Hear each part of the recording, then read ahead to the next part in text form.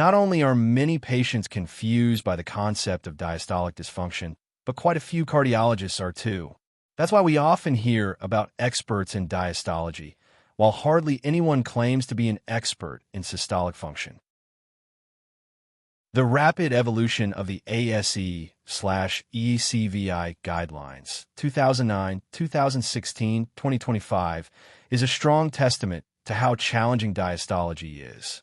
Each version has changed cutoff values and diagnostic parameters, introduced complex classification trees with indeterminate zones, left clinicians uncertain about how to interpret mixed or borderline results. As the great Isaac Newton once said, truth is ever to be found in simplicity and not in the multiplicity and confusion of things.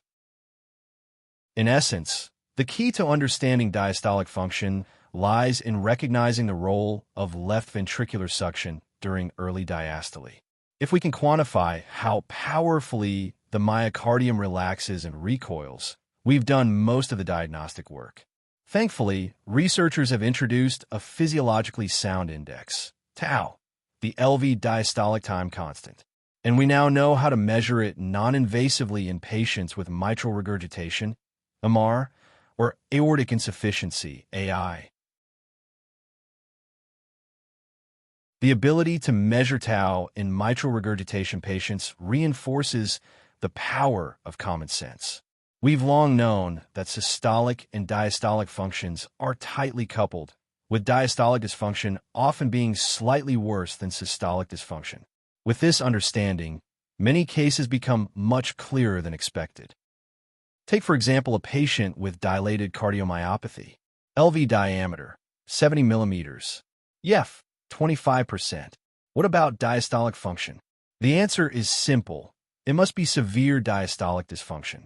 Tau measurement using MR can confirm this directly. However, if we rely solely on guideline-based parameters, we might arrive at a completely misleading conclusion, such as mild or even normal diastolic function. That's not just an error. It's potentially harmful, especially since several treatment protocols, including invasive ones, are based on these classifications. So why the confusion? Is it because the guideline writing group doesn't know about tau? Not at all. They fully recognize that tau is the gold standard index of diastolic function. In the first and second guidelines, they introduced an incorrect method to estimate tau, which predictably didn't work. In the latest 2025 guideline, they seem to have done a stealth correction, removing the flawed method entirely, yet still failing to introduce the correct one. Why? Only the guideline committee can answer that fully.